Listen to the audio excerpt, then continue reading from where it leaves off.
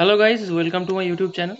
তো আজকে কথা বলবো ফেলুদার যে রিসেন্ট সিনেমাটা বেরিয়েছে, নয়ন রহস্য, সেটা নিয়ে। আহ, কি বলবো কি বলবো সিনেমাটা নিয়ে কিছুই বলার নেই, আবার অনেক কিছুই বলার আছে। আমি প্রথমত হল থেকে যখন বেরোচ্ছিলাম তখন আমি এইটুকুও ফিল করতে পারছিলাম না যে আমি কি ফেলুদা দেখে বেরোলাম। এটা কি ফেলুদার সিনেমা ছিল, নাকি এটা এটা এটা আদৌ, ফেলুদা বাদ দিলাম, এটা আদৌ কোনো মিস্ট্রি থ্রিলার ছিল, কোনো রহস্য, কোনো ডিটেকটিভের সিনেমা ছিল এটা।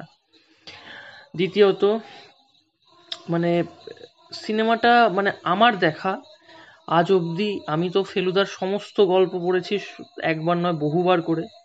কতবার পড়েছি তা আমারও আন্দাজা নেই, আমার মতে 5-6 বার। ফেলুদার সমস্ত সিনেমা কয়েকবার করে দেখেছি, বিশেষ করে সত্যজিৎ রায়ের ডিরেকশনে যেগুলো। আমার দেখা সবচেয়ে বাজে জঘন্য ফেলুদা হলো এটা। এতদিন হত্যাপুরী ছিল, এখন এটা হলো। এর অনেক কারণ আছে, আমি এর মধ্যে ভালো কি বলবো আমি জানি না। কি মানে একমাত্র বোধহয় ফেলুদার নামটা ভালো, নামটাই এখানে ভালো দিক, যে এটা ফেলুদার সিনেমা। আর এটা নয়ন রহস্য, সরি নয়ন রহস্য, সত্যজিৎ রায়ের ফেলুদার ওয়ান অফ দ্য বেস্ট গল্প এটা। প্রথমত আসি, ফেলুদা, এটা ফেলুদা?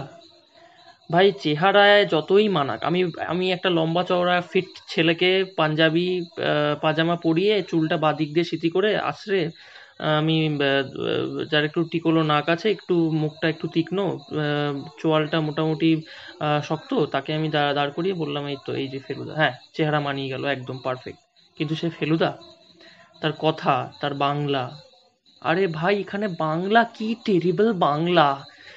আমি তো জাস্ট শুনছি আর ভাবছি এটা বাংলা। এর থেকে তো ওই ম্যাজিশিয়ান, ওই চমকদার তরফদার যে করেছে সে ভালো বাংলা বলছে। ভাই ফেলুদার বাংলা শুনলে কেন আমাদের সব্যসাচী চক্রবর্তী বাংলা বলতেন না, সৌমিত্র চ্যাটার্জি বাংলা বলতেন না? তাদের বাংলা নিয়ে ফেলুদার বাংলা নিয়ে কোনোদিন কথা উঠেছে? আরে ইন্দ্রনীল বাংলায় কাজ করেই না, সে এখন প্রবাসী, সে মুম্বাইতেই থাকে। তার বাংলায় তো স্বাভাবিক এরকম একটা টান আসবেই, তার বরাবরই এই টানটা ছিল, এখন যেন আরো বেশি করে ধরা যায়, কানে লাগে। টেরিবল বাংলা, তার উপরে তার চোখ, ফেলুদার যেটা মেন চোখ, ভয়েস, কথা বলা, বাংলা, হাঁটা চলা, তাকানো, চোখটা, মেনলি চোখটা, তার চোখ দেখলে বোঝা যাবে সে কি ভাবছে। কোথায়, কোথায় সেই চোখ? এছাড়া জটায়ু, তোপসে, মানে উফ, জটায়ুকে দেখে তো মাঝে মাঝে মোহনলাল মেঘরাজ মনে হয়, ওই যা চেহারা। কারোর চেহারা নিয়ে বলা উচিত নয়, কিন্তু কেন আমি এরকম কাস্টিং করব? আমার হাতে কি অভিনেতা নেই? আরে নিদেন পক্ষে সৃজিত মুখার্জির যে কাস্টিং অনেক বেটার, আমার অনেক বেটার লাগে এর থেকে। টোটা কল্পন, কল্পনকে অ্যাজ তোপসে ঠিক আছে, অতটা ভালো লাগে না, বাট টোটা আর অনির্বাণ চক্রবর্তী অনেক বেটার অ্যাজ ফেলুদা জটায়ু। অনেক বেটার, অনেক বেটার, বাট ডেডিকেশন দিয়ে কাজটা করে বোঝা যায়, এদের মধ্যে সেই চেষ্টাটাই নেই। মানে শুধু ওই লুক অ্যান্ড ফিল দিলে। আর ফেলুদা চাপদাড়ি, ও বাপরে বাপ! ফেলুদাকে যত মডার্ন করবে, যত এই সময় ফেলবে না, ফেলুদা তত টেরিবল হতে থাকবে, তুমি মেলাতে পারবে না। ওই যে একটা সিনে দেখাচ্ছে ফেলুদা নয়নকে কিপ্যাড, কোনটাকে কিপ্যাড বলে সেটা বোঝানোর জন্য নিজের অ্যাপেলটা বের করছে, আইফোনটা বের করছে। ওদিকে একটা জায়গায় মহাবলীপুরমে গিয়ে জটায়ুকে খুঁজে পাচ্ছে না, সেখানে তোপসে জটায়ু লালমোহন বাবু বলে ডাকছে, তা ফোন করছে না। সেই অবস্থায় কি করবে মানুষ? ফোন করবে, আমি খুঁজে পাচ্ছি না। ওই যে বললাম, ফেলুদাকে তুমি এই সময় ফেললে তুমি মেলাতে পারবে না, তুমি গল্প, তখন তোমায় গল্প পুরো চেঞ্জ করতে হবে। ফেলুদা ওই সময়ের গল্প, আর ফেলুদাকে ওই সময়ই মানাতো। ওই আমি একটা ট্রেলারের রিভিউর সময় একটা কথা বলেছিলাম যে ফেলুদাকে যত তুমি মডার্ন করবে, ফেলুদার কাছে যে হাতে যদি গুগল চলে আসে, তাহলে তো ফেলুদা আর ফেলুদা থাকবে না। ফেলুদার কাছে গুগল ছিল একমাত্র সিধু জ্যাঠা, ফেলুদা নিজে বই পড়ে সমস্তটা জানতো, যেটা যেটা জানতে পারতো না, খুব রেয়ার হতো সেটা, সেটা সে সিধু জ্যাঠার কাছে যেত। এখন যদি ফেলুদার কাছে গুগল চলে আসে, তাহলে তো ব্যাপারটা টেরিবল হবেই, স্বাভাবিক ব্যাপার। ফেলুদার হাতে আইফোন, স্মার্ট ওয়াচ, চাপ দাড়ি, ফেলুদাকে ফেলুদা লাগছে না। যাই হোক, সেসব পরের কথা। এখানে আর কাস্টিং তো একমাত্র আমার বোধহয় সুপ্রিয় দত্তর কাস্টিংটা সবচেয়ে ভালো লাগলো, তার অভিনয়টা এখানে সত্যি ভালো লেগেছে। ওইটুকু খুব ছোট পোর্শন, বাট খুব ভালো অভিনয় করেছে। বাকি ফেলুদা, তোপসে, জটায়ুর কেমিস্ট্রি, তাদের বন্ডিং কিচ্ছু নেই, কিচ্ছু নেই। আরে ফেলুদার এন্ট্রি নেই একটা। ফেলুদা যে একটা আইকনিক চরিত্র, তার একটা এন্ট্রি থাকবে, কোথাও সেটা নেই। মানে প্রথম থেকেই ফেলুদা থেকে দেখাচ্ছে ফেলুদা এভাবে পায়ে পা তুলে বসে ম্যাজিক দেখছে। ম্যাজিকটা এখানে একটা বড় অংশ, ঠিক আছে, বাট ফেলুদার একটা এন্ট্রি থাকবে না। কিচ্ছু নেই, কিচ্ছু না। এতগুলো চরিত্র, তাদের কোনো কোনো কিছু মানে আগের সিনেমাগুলোয় অন্তত কিছুটা করে তাদের পিছনের মানে সে কি ভাবছে, সে কেন নয়নের কাছে গেছে, এতগুলো চরিত্র নয়নের কাছে বারবার আসছে কেন, তার পিছনের কিছু গল্প একটু হলেও দেখাতো। শুধুটা মানে মুখে বলেই তো না, এটা যেন ডকুমেন্টারি হয়ে গেছে, শুধু মুখে বলে যাচ্ছে যে আমি অমুক করতাম, আমি ঘোড়ার রেসের জন্য আমি নাম্বার জানতে চাইছি। ওইদিকে রেসের ছিটে ফোটাও দেখালো না, একটা রেস দেখালো না। আরে ভাই, এগুলো না দেখালে এটা এটা কি মনে হচ্ছে? এটা এটা কি ডকুমেন্টারি হচ্ছে? খুব জঘন্য টাইপের হচ্ছে। এখানে কিছু কিছু জায়গায় ক্যামেরার কাজ ভালো, যেমন মহাবলীপুরমের একটা যে ড্রোন শটে পুরো মহাবলীপুরমটাকে দেখায় সমুদ্রের পাশে, ওটা সুন্দর লেগেছে নিঃসন্দেহে, ওটা ভালো। আর ফেলুদার গল্পে ট্রাভেল থাকে, ফেলুদার গল্পে তো এটা একটা প্লাস পয়েন্ট, সেটাকে কাজে লাগিয়েছে আর কি। আর কি বলবো, মানে এখানে আর কি বলবো, আর ভালো কি আছে? কিছুই তো পেলাম না ভালো।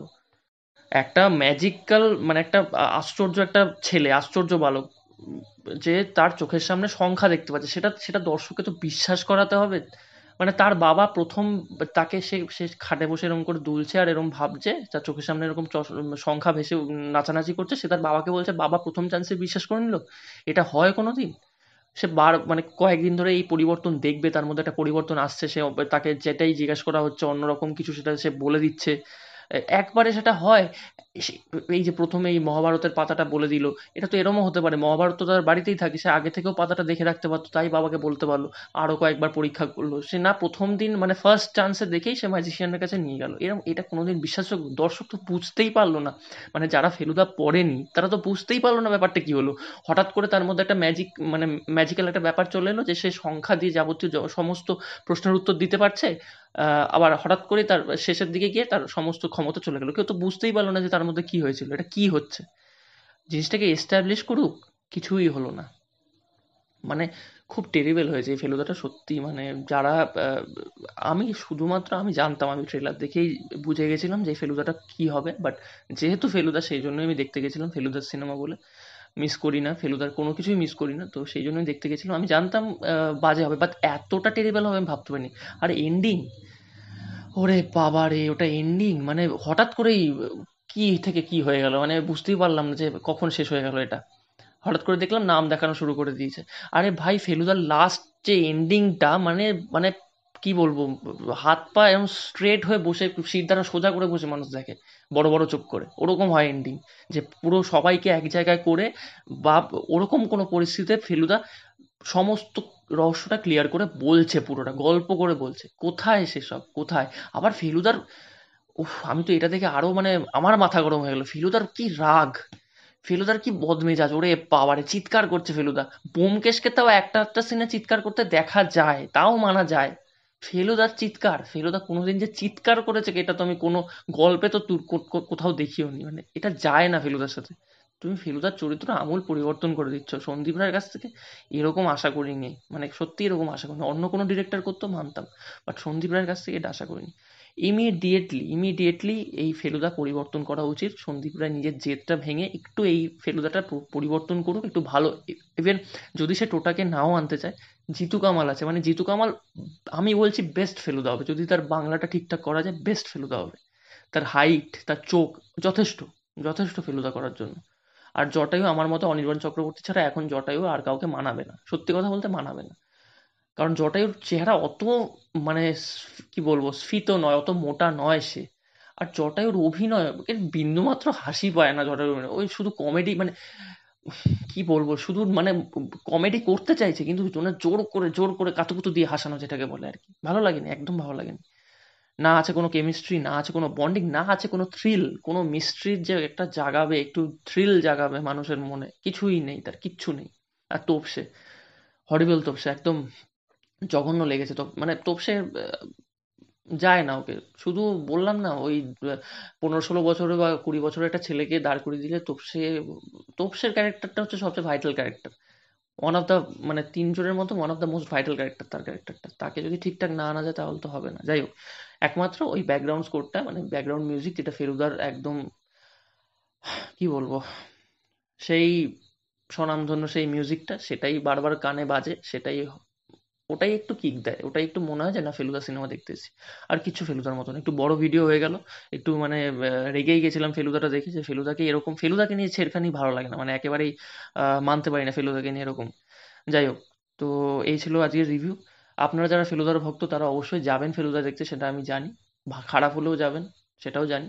বাট যারা সিনেমা অ্যাজ এ সিনেমা এটাকে দেখতে যাবেন তারা দেখুন আপনারা কি করবেন। আমার রিভিউ শুনে যদি, এটা আমার পারসেপশন, আমি বলছি না যে আপনারা দেখবেন না, সেটা আপনাদের পার্সোনাল ব্যাপার। যাই হোক, ভিডিওটা ভালো লাগলে লাইক করে দেবেন, চ্যানেলটা সাবস্ক্রাইব করে দেবেন। আজকের মতো টাটা, বাই বাই।